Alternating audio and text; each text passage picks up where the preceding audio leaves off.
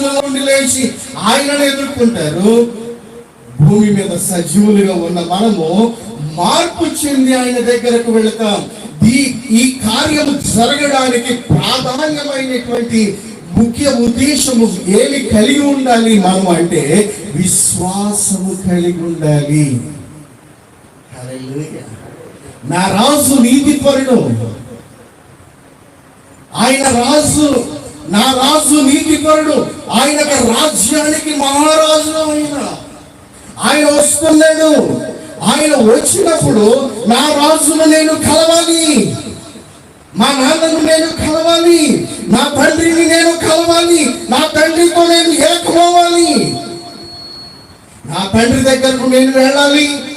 ఆయన దగ్గరకు వెళ్ళడానికి నేను ఈ భక్తి